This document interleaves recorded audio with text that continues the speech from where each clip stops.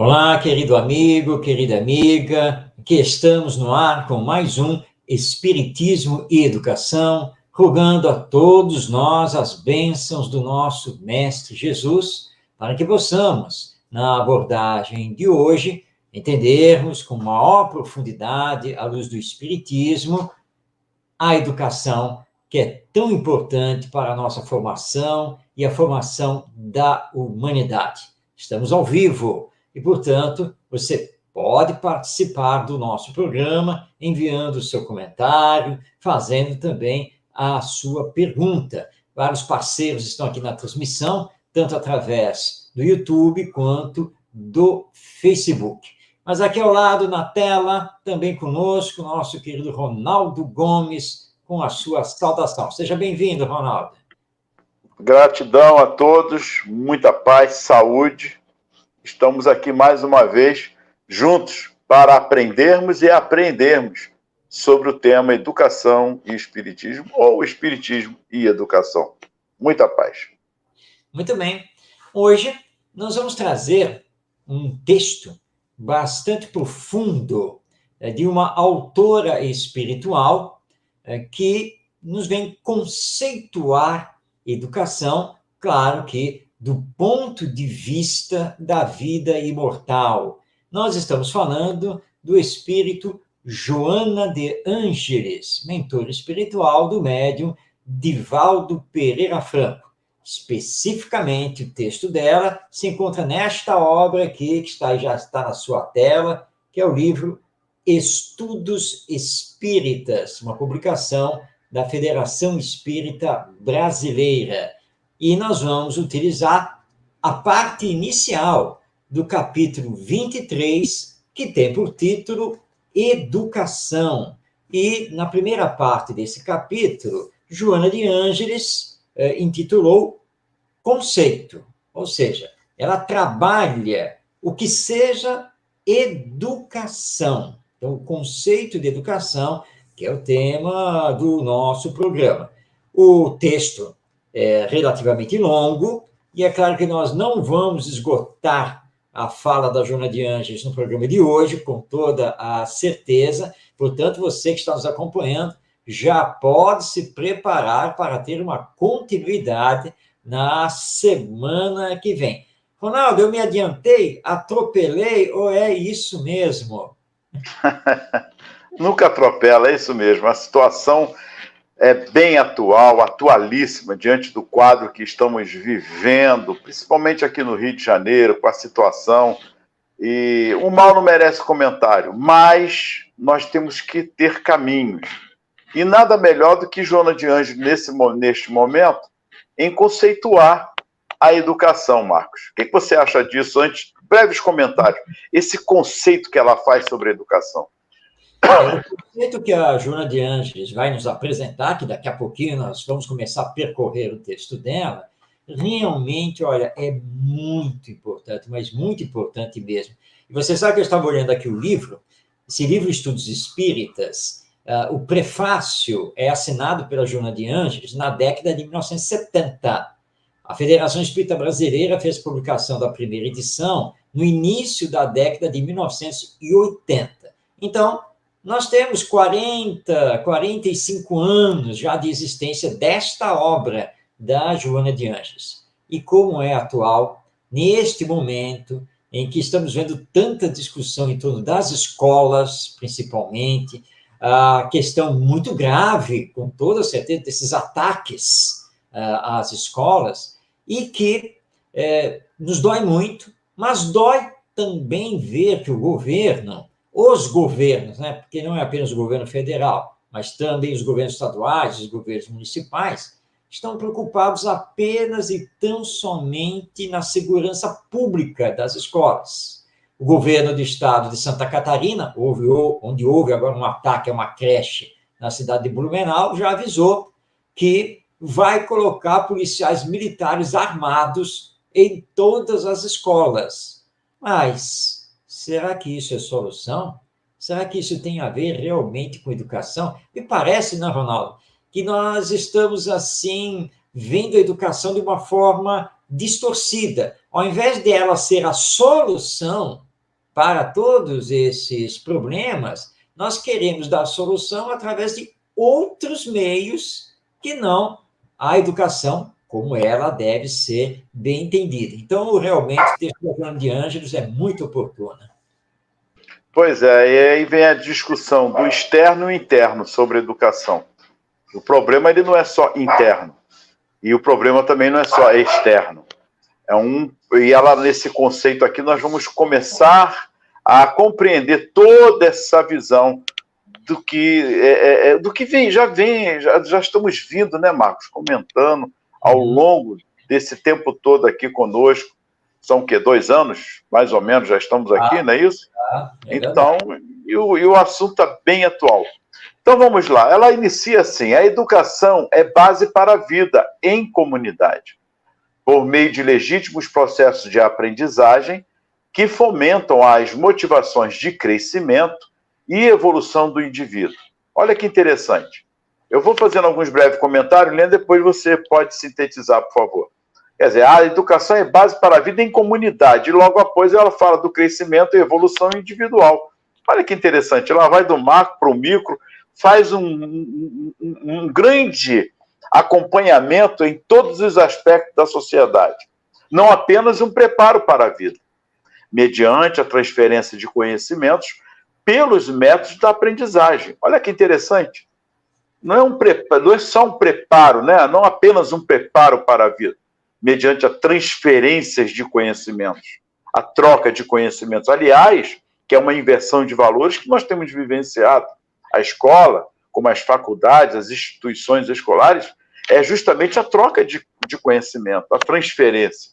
E tem se tornado muitas vezes palco de discussões, até de violências, como nós estamos vendo. E aí é no campo da ciência, a escola, desde o seu ensino fundamental 1, 2, ensino médio e a faculdade, é justamente essa troca de conhecimentos, essa transferência oportuna do professor com os alunos, ainda mais nos dias de hoje, com a tecnologia avançada, onde muitas crianças, muitos jovens, já têm informações várias sobre vários assuntos, sobre todos os aspectos desses conhecimentos. E ela continua. Antes, é um processo de desenvolvimento de experiências. Tudo que nós acabamos de falar. Antes, é um processo de desenvolvimento de experiências, no qual o educador e educando desdobram as aptidões inatas. Já conversamos sobre isso. Aprimorando-as como recursos para a utilização consciente nas múltiplas oportunidades da existência. Objetivada como intercâmbio de aprendizagens, merece considerá-las nas matérias, nos métodos e fins. Olha aí a ciência. Quando se restringe a instrução não somente a formar hábitos e desenvolver o intelecto, deve dedicar-se à educação, mas, sobretudo, realizar um contínuo permanente, em que as experiências, por não cessarem, se fixam ou se reformulam, tendo em conta as necessidades da convivência em sociedade e da autorrealização do educando. Ela está falando no aspecto aqui da afetividade, desse ir e vir, do respeito, do autodesenvolvimento que nós estamos tendo nesse momento do desenvolvimento intelecto, mas e a afetividade? Onde fica todo esse conceito de valores? Marcos, com você. Muito bem, Ronaldo. Então, nós estamos vendo aqui os 3 primeiros parágrafos aqui desse texto da Joana de Ângeles, através do médium Divaldo Franco. E realmente chama atenção logo, né, Ronaldo?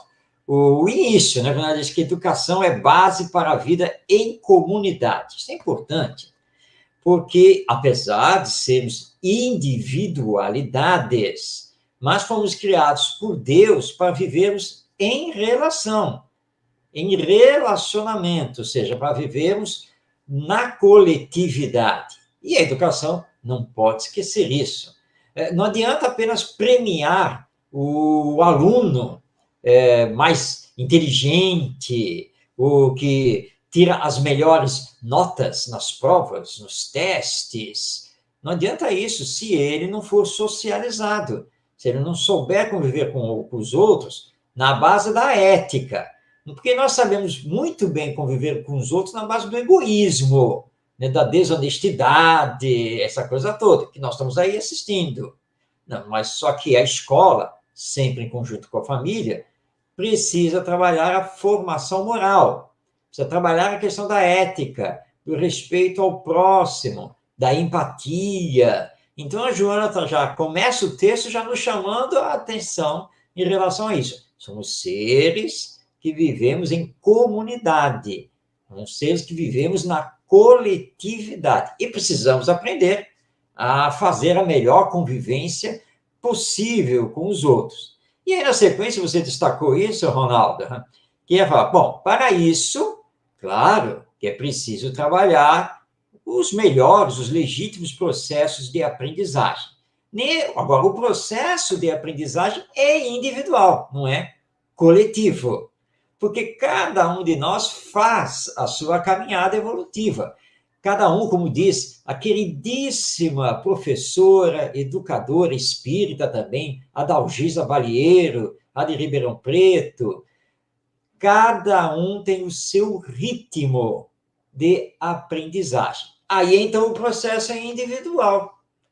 Então, por exemplo, se nós tivéssemos aqui um professor, ele não poderia exigir de mim, por exemplo, que aprendesse como o Ronaldo aprende, e vice-versa.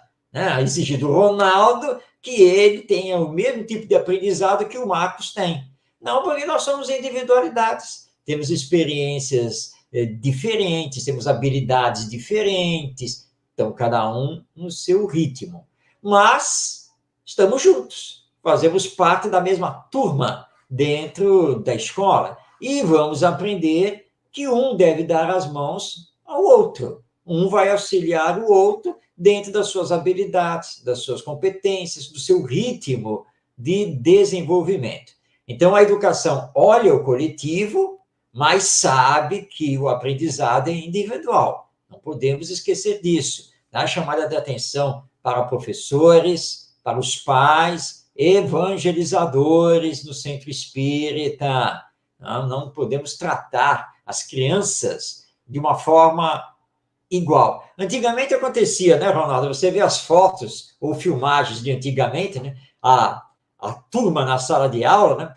Então, todo mundo, para começo de conversa, todo mundo com aquele uniforme igualzinho e impecável. O corte de cabelo também, mais ou menos igual, tudo ali certinho, como se a criançada, né? Como se todas as crianças aprendessem do mesmo jeito, né, das coisas, quando isso não é realidade. E naquela época havia aquele medo, né, de perguntar qualquer coisa para a professora, né?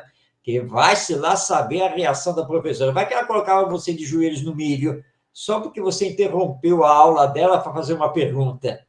E graças a Deus, claro, isso acabou, não é mais assim, mas para nós vermos, precisamos respeitar aí a individualidade, mas que cada um aprenda a viver também no coletivo. Na sequência, e você também destacou, Ronaldo, ela diz que a educação não é apenas preparar para a vida, não é apenas transferir conhecimentos. Pelo contrário, a educação é um processo de desenvolvimento de experiência. E olha só agora que coisa maravilhosa, na qual educador e educando desdobram as aptidões inatas. Ela está falando aqui, Ronaldo, de interação entre o educador e o educando. Ou seja, nós precisamos superar essa fase da ensinagem. Quer dizer, eu sou o professor, eu sou o evangelizador, eu ensino. Você é o aluno, você é o educador, você aprende. Não é isso. E Joana de Ângeles está bem clara aqui. É troca de experiências, troca de conhecimentos, interação. É isso. Para quê? Para que ambos, tanto educador quanto educando, tenham consciência da sua interação na coletividade. Bom, a não ser que, né, quem está aí nos acompanhando seja adepto do deixa a vida me levar. Mas, quando você simplesmente deixa a vida lhe levar, você não sabe para onde você vai, não é? Porque o vento vai levar você para qualquer porto, para qualquer lugar, não é? E nós sabemos que ninguém sai, né, de viagem, não é, Ronaldo? Você não pega o carro, fala, vamos viajar. Põe a família no carro e a esposa pergunta, tá bom, e para onde nós vamos? Sei lá, vamos pegar a estrada. Mas qual estrada? Ah, que vier pela frente. Ninguém viaja desse jeito, né? Você, na verdade, elabora um destino, né? O que você vai fazer desse destino. Hoje em dia, né, via GPS, você vai ver o melhor caminho, tudo direitinho. É porque senão, meu filho, você vai parar onde? E vai fazer o quê onde você parar? E em educação é a mesma coisa. Então, não é apenas trocar conhecimentos, mas é realmente fazer uma troca de experiências desses próprios conhecimentos para que todos tenham plena consciência da sua ação no mundo. E ela aqui no terceiro parágrafo, que você também leu, lembra aqui, ela fala de intercâmbio de aprendizagens. Eu aprendo uma coisa, passo para o outro. O outro está aprendendo uma coisa, passa para mim. Estamos estudando a mesma coisa, mas como cada um tem seu ritmo e seu entendimento, é claro que vamos aprender de forma diferente, vamos ter dúvidas, muitas vezes diferentes, mas um poderá complementar o outro. Daí o trabalho em grupo dentro da escola, isso é muito importante. Levar os alunos a cooperarem, colaborarem uns com os outros. E aí ela lembra que a educação não deve apenas formar hábitos e desenvolver o intelecto. É o que nós mais vemos. Por quê? Porque é preciso, na educação, nessa troca de experiências, lembrar das necessidades de convivência em sociedade e autorrealização do educando. E você colocou muito bem, Ronaldo, que é entrar na parte afetiva, porque todos nós temos sentimento. E hoje em dia a educação tem deixado isso de lado, pura e simplesmente, né? Não se tem trabalhado isso como deveria ter. Aliás, outro dia, eu estava assistindo uma reportagem e eles estavam falando do novo ensino médio, e aí tinha um especialista em educação, e aí era o repórter perguntando para ele o que ele achava, o que precisava fazer nesse novo ensino médio, e aquela história, né? Ele é especialista, mas o especialista que quer ficar em cima do muro. Então ele falou daqui, ele falou dali, ele citou não sei o que lá, e porque as nossas necessidades e coisa e tal. Mas depois de quase 5 minutos de fala, ele não tinha respondido a pergunta do jornalista. Afinal de contas, qual é o caminho? O que nós devemos fazer? Nós, espíritas, nós nos posicionamos, porque nós sabemos da realidade da alma imortal que nós somos e da reencarnação. Então, não podemos mais ficar em cima do muro. Então, nós vamos falar com todas as letras. A educação não existe apenas para trabalhar o desenvolvimento intelectual, cognitivo do ser humano. Tem que trabalhar também o desenvolvimento afetivo, emocional, essa área do sentimento, o desenvolvimento das virtudes. Enquanto não fizermos isso, podemos colocar toda a polícia militar que quisermos dentro das escolas para coibir a violência. E nós não vamos conseguir, porque a questão é de trabalharmos a educação moral das novas gerações para uma efetiva transformação da nossa sociedade.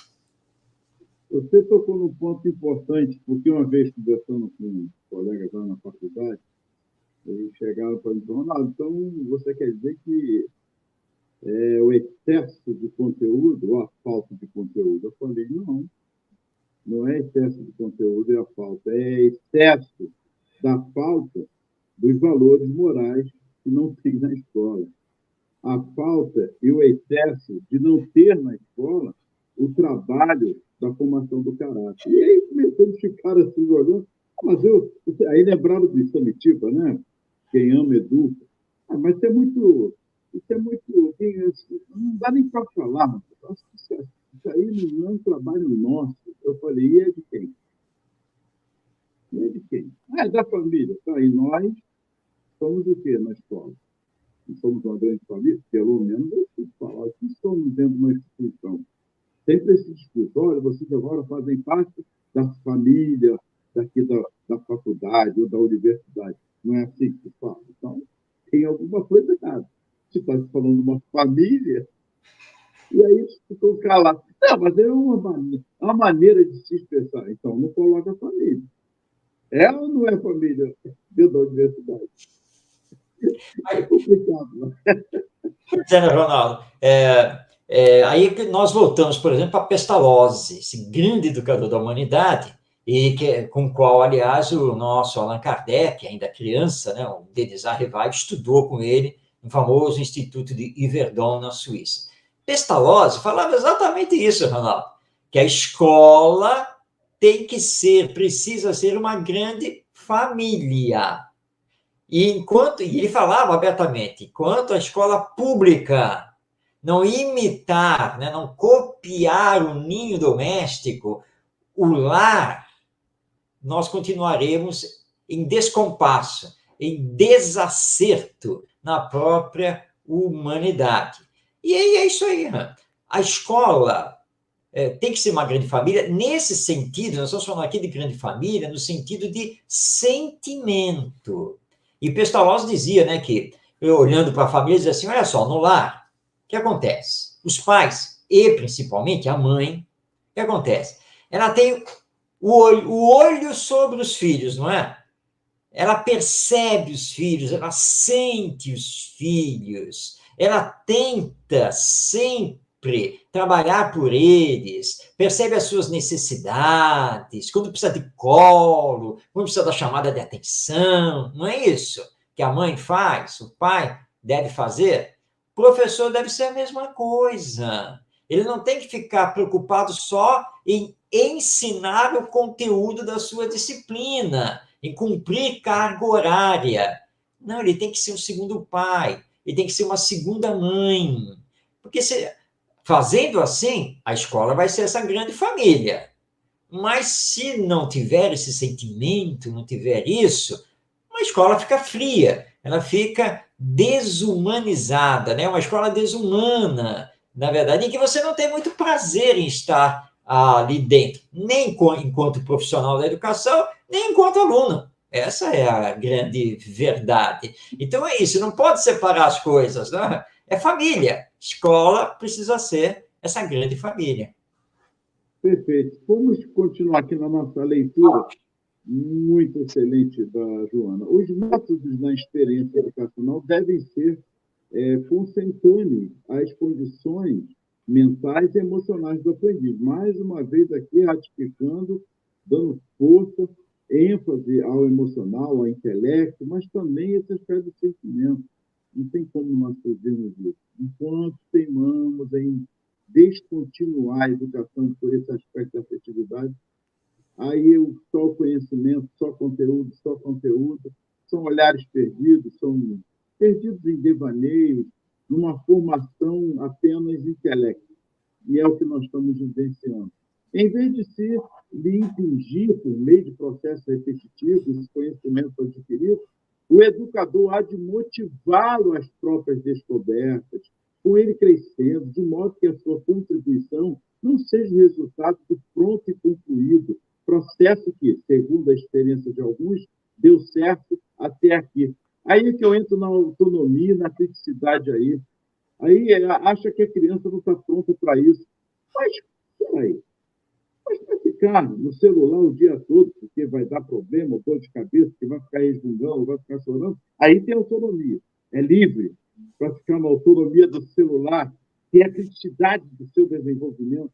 Mas, isso é paradoxal. É estranho essa tal autonomia, essa discussão autônoma de criticidade. Mas o celular não tem problema nenhum. É uma grande autonomia para a criança.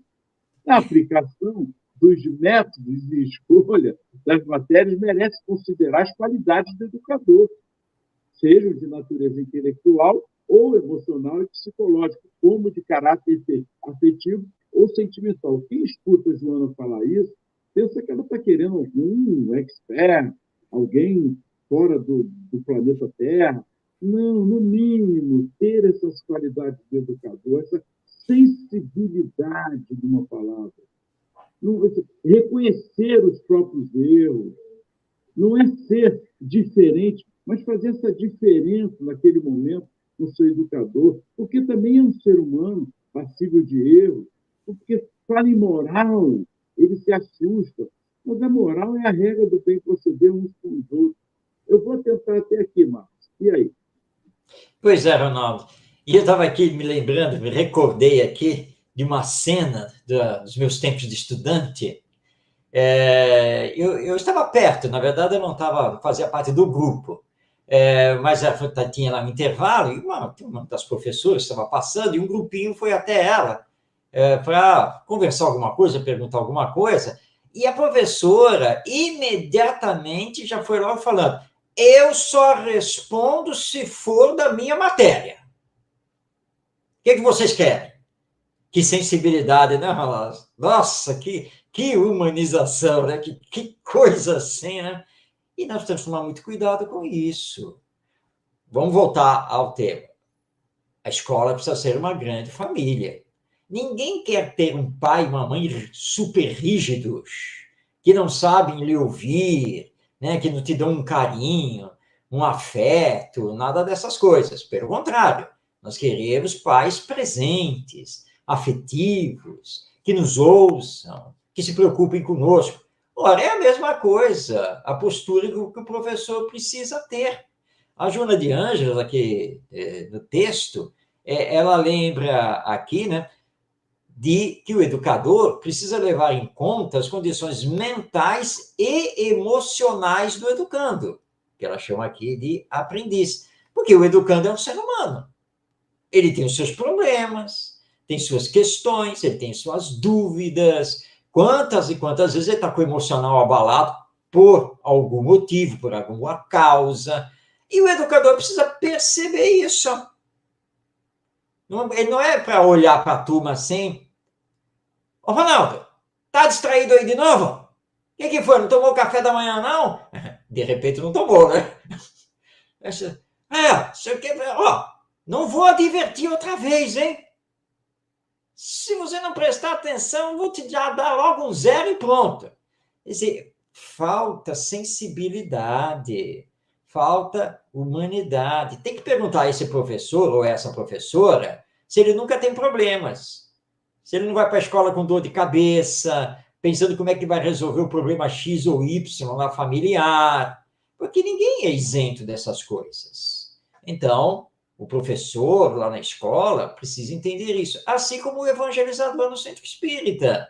As crianças estão chegando lá, passou a semana, né? Porque normalmente a evangelização é semanal, passaram-se 7 dias até a criança voltar. Quanta coisa que não deve ter acontecido nesses 7 dias, 24 horas cada dia.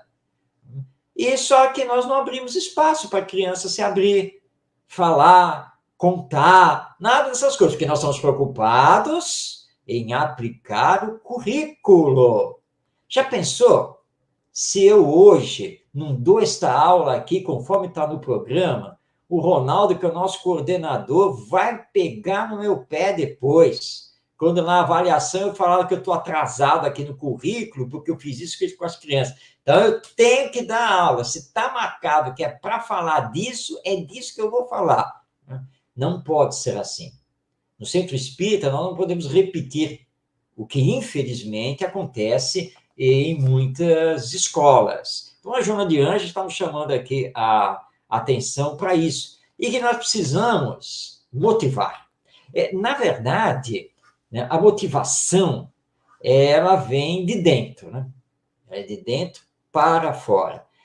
O educador precisa dar todos os estímulos possíveis para que o educando possa se motivar a querer aprender, a querer realizar aquela experiência e a caminhar naquilo que será útil para ele e também para o outro. Então, esse é um trabalho contínuo, que não pode parar. E aqui depois ela disse, né, das qualidades do educador.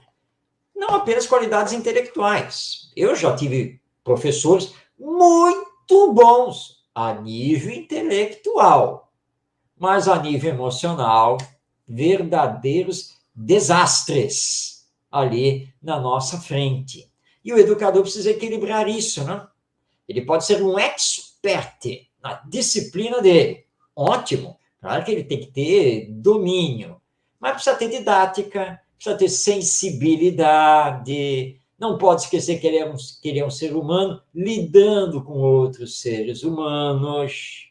E nós espíritas, então, que conhecemos a realidade da alma imortal, que conhecemos essa realidade da reencarnação, mais ainda, né, precisamos ser realmente sensíveis uns aos outros, sabendo empatia, né?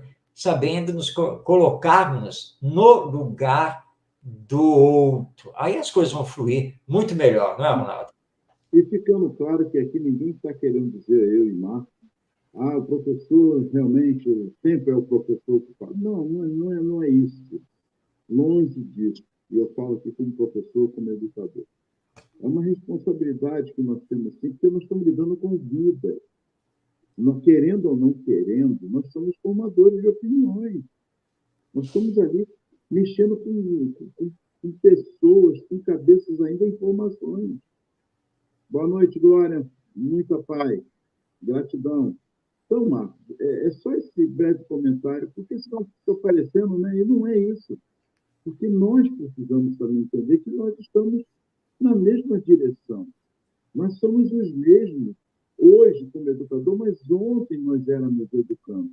E somos eternos educandos. Nós estamos lidando com seres humanos. E parece que muitas vezes nós, professores, educadores, nos esquecemos disso. É só esse comentário, Marcos, porque nós somos humanos, parece que às vezes nós não sei. Há que entender, às vezes, a cabeça dos nossos colegas. E parece que esquece que foi criança, que teve adolescência, teve a sua formação, ainda que épocas diferentes, com certeza, épocas totalmente diferentes, mas também teve as suas dificuldades, também teve os seus momentos de roupante, enfim, sempre o que você falou, a empatia tem que estar naquele momento em que eu entro numa sala, em que eu entro na escola, ou em qualquer lugar, numa relação, num espaço de convivência. É isso aí. Então, que todos os educadores, pais, avós, tios, professores, evangelizadores, enfim, todos precisamos entender, como adultos, que realmente, como você muito bem colocou, Ronaldo, estamos lidando com a vida dos outros, das crianças que estão em desenvolvimento, espíritos reencarnados que esperam de nós, educadores, a boa orientação, que esperam que saibamos escutá-los, senti-los, esperam que caminhemos com eles, que façamos a correção das suas más tendências, ao mesmo tempo que corrigimos as nossas más tendências. O papel do educador, ele é essencial. A educação, propriamente dita, ela só acontece quando os educadores se movimentam. Não é? Então, nós precisamos entender esse conceito, essa finalidade maior da educação, e não esquecermos que precisamos nos educar o tempo todo. A Joana de Anjos fala aqui, né? A educação é um processo contínuo. É o tempo todo você tem que ficar se educando, corrigir-se quando tem que se corrigir. É uma questão até de humildade reconhecer isso. Então, esse é o verdadeiro caminho que os educadores precisam trilhar. E aí ela continuou: os fins, sem dúvida, estão além das linhas da escolaridade. ergue-se como permanente etapa a culminar na razão do conhecimento do indivíduo, sempre além, até transcender-se na realidade espiritual do porvir. Olha que interessante. Ela volta ao assunto da espiritualização. Isso é importante, que nós nos esquecemos. E a espiritualização, ela se mistura com a humanidade.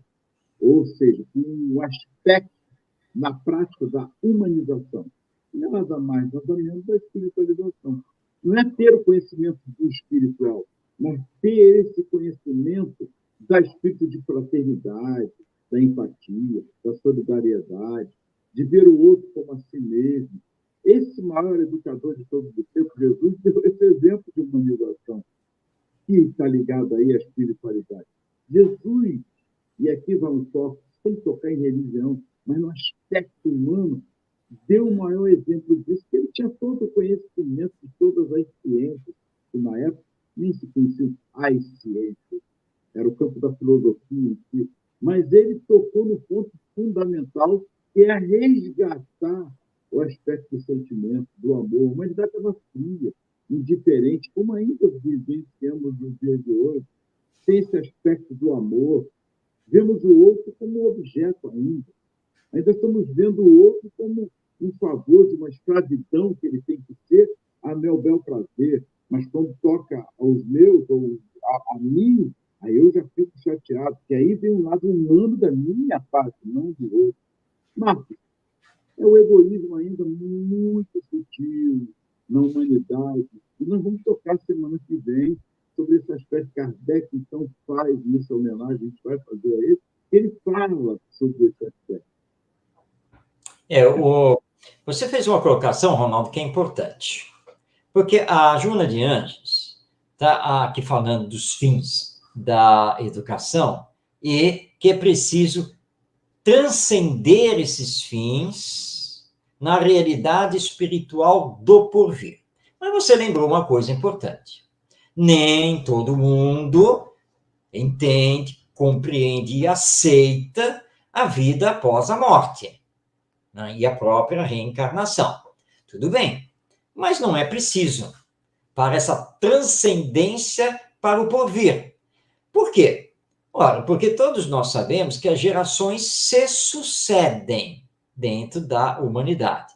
E quando nós estamos trabalhando, nós temos que trabalhar a educação olhando para o futuro. O nosso futuro, porque não sabemos até quando vamos viver, não sabemos a data da nossa morte, e o futuro dos nossos filhos, dos nossos netos. Essa é a visão que transcende. Transcende o quê? O hoje, o imediato. Então, você trabalhar na educação visando as gerações lá para frente. Mas quando você é jovem e você se forma e entra para o magistério, a maioria não pensa muito nisso, né? Porque nós estamos vivendo apenas o dia a dia, o aqui, o agora. Mas esquecemos que o tempo, que ninguém consegue segurar, ele vai se acumulando. E aí você chega na casa dos 60, 65 anos, e aí é que você olha para trás e percebe, nossa, caramba, isso aconteceu, já fazem 40 anos, quando eu entrei lá no magistério, não sei o quê. Olha só, naquela época você não vislumbrou tudo que viria pela frente e que você ia chegar na aposentadoria, como chegou agora, certo? E que tem toda uma outra geração aí que passou por você. Está aí agora, né? Assumindo os cargos de governo, né? Os cargos públicos, os cargos empresariais, etc, etc. E você já foi para a aposentadoria. Aí você olha e diz, puxa, mas naquela época, quando eu iniciei no magistério, as coisas estavam muito melhores. Opa, para pensar. Ora, então você está dizendo que 40 anos atrás, mais ou menos, quando você entrou no magistério, a vida era melhor. De quem é a culpa da vida estar pior 40 anos depois? É do governo, é do não sei o quê. Mas e você? E a sua parte? O que você fez no magistério, na formação das novas gerações, durante todo esse tempo? Você se preocupou com a formação moral das novas gerações?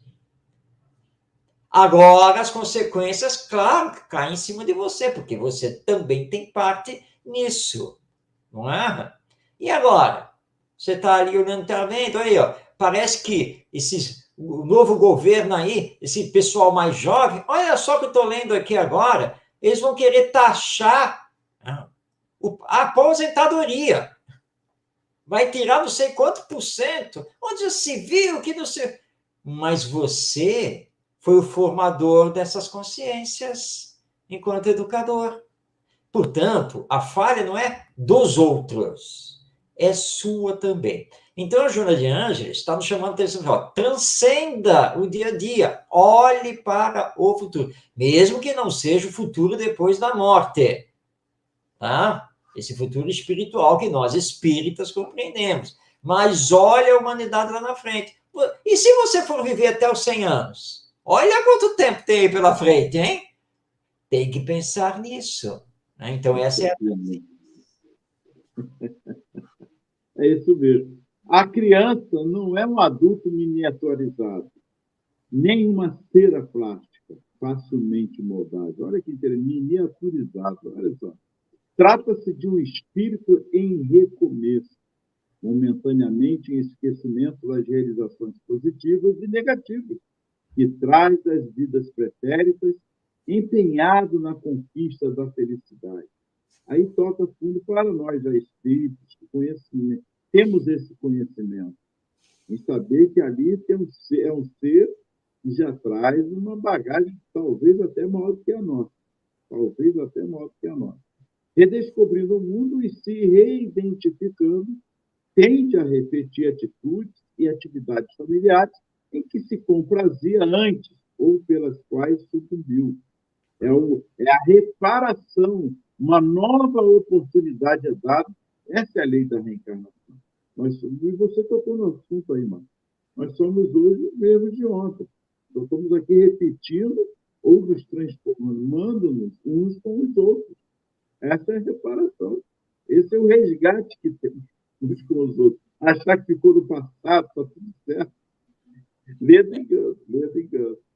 Tendências, aptidões, percepções, são lembranças evocadas inconscientemente e renascem em forma de impressões atraentes, dominantes, assim como limitações, repulsas, frustrações, agressividade e psicoses constituem positivos constritores e restritivos, não poucas vezes dolorosos, de que se utilizam as leis divinas para corrigir e disciplinar o rebelde que, apesar da manifestação física em período infantil, é espírito relapso, mais de uma vez, acumpliciado com o erro, a ele fortemente vinculado em fracassos sucessivos. E aí, Marta, olha que interessante.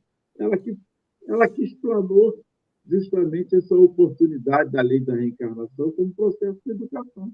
E a reencarnação nada mais é um processo de educação e reeducação para nós espíritos, dentro de uma didática, que a lei da reencarnação já é a própria didática em si, com as várias existências que nós temos a oportunidade. E aí que entra esse papel fundamental dos pais, da família e da escola nesse processo contínuo de educação que não podemos nos esquecer.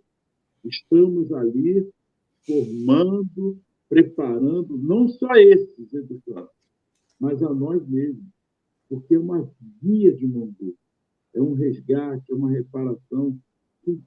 Tudo que nós podemos imaginar, somos nós hoje os próprios reconstrutores do nosso passado numa preparação do futuro. E você disse bem, o que nós estamos fazendo aqui hoje ainda?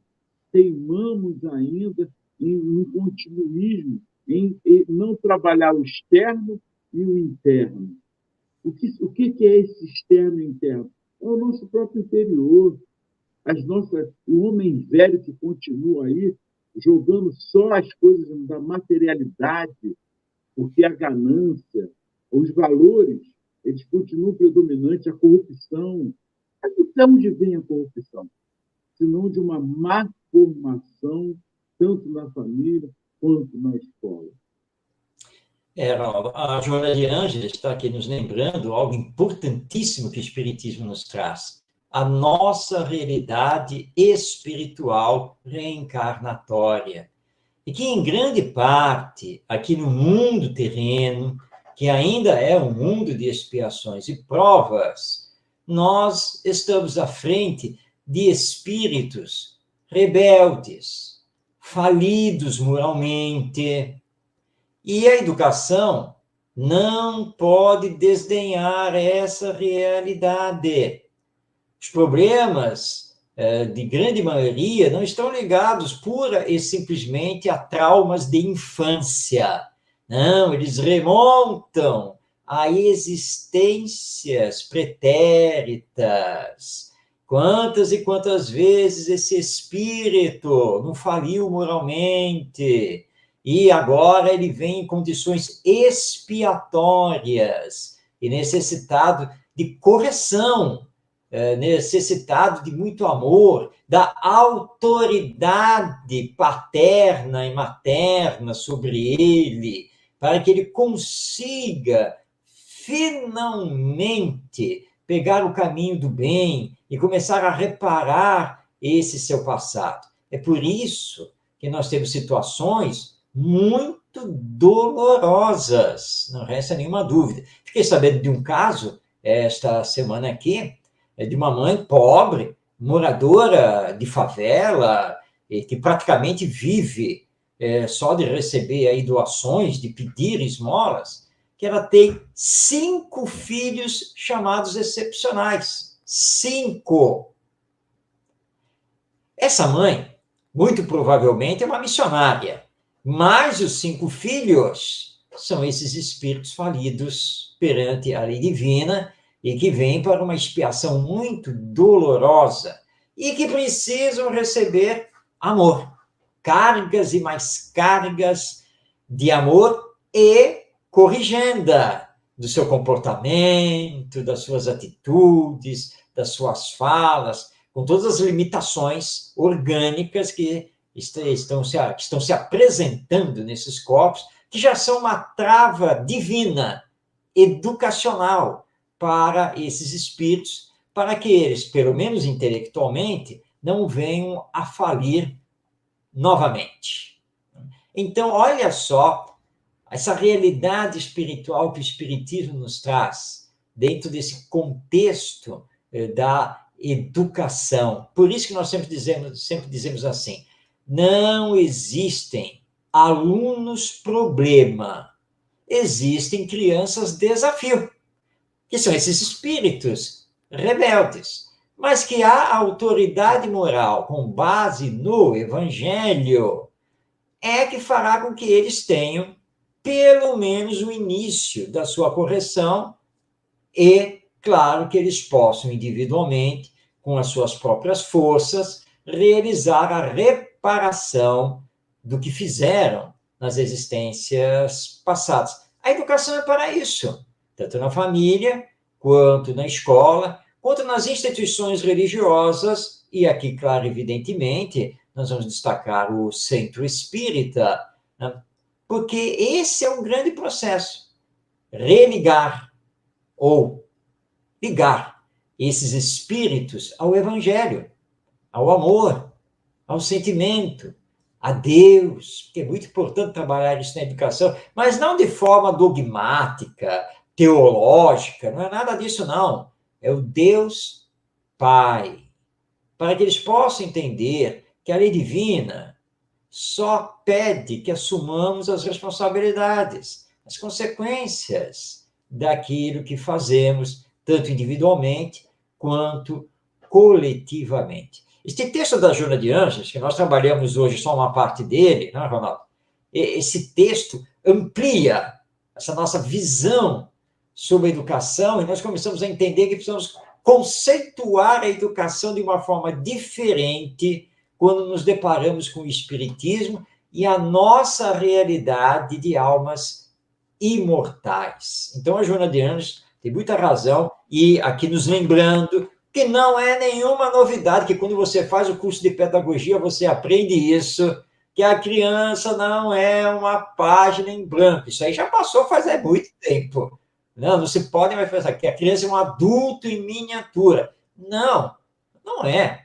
A criança é uma individualidade, com a sua personalidade, seu ritmo de aprendizagem, sua inteligência, seus sentimentos. Mas na prática, né, Ronaldo? Na prática, se leva em consideração. E a gente volta lá para os antigamente, de achar que a criança, né, não pensa, que a criança não sente como nós. Isso não é verdade. Então, temos que tomar muito cuidado com isso. E para a semana que vem, já deixo aqui que nós vamos iniciar, antes do texto final, a pergunta 914. Mais uma vez aqui, estando o egoísmo fundado no interesse pessoal, parece difícil extirpá-lo inteiramente do coração do homem. Chegaremos a isso? Porque o egoísmo, para quem não sabe, é a chaga da humanidade. Daí deriva todos os males. Todas as coisas que estão acontecendo, tudo que nós estamos conversando aqui, é o egoísmo. O egoísmo ele é sutil. Nós vamos, semana que vem, tocar nesse ponto mais uma vez. E os espíritos respondem a Kardec. À medida que o homem se esclarece sobre as coisas espirituais, olha que interessante, dão menos valor aos materiais. Em seguida, é necessário reformar as instituições humanas que o entretêm e excitam, que é o que nós estamos comentando o tempo todo. Isso depende da educação. E aí, semana que vem, vamos dar continuidade, Marcos. Muita paz, que Jesus nos abençoe. Gratidão a todos pelo carinho. Você, Marcos Tavares, e a espiritualidade que está sempre a nos auxiliar. Muita paz. E lembrando aqui a todos que nos acompanham, que ainda vão assistir esse vídeo, estamos falando da semana que vem, nós estamos no mês de abril, e o nosso próximo programa estará na véspera da comemoração da data de lançamento de O Livro dos Espíritos, 18 de abril. Então, nós vamos continuar a trabalhar o texto da Joana de Ângeles, mas vamos trazer também esse conteúdo importantíssimo, educacional, de O Livro dos Espíritos, que contém os ensinos dos espíritos superiores, codificados, organizados e estudados por Allan Kardec. Fique ligado, Espiritismo e Educação vai ao ar toda segunda-feira, às 8h30 da noite, em transmissão da Web Rádio Estação da Luz, pelo Facebook e também pelo YouTube.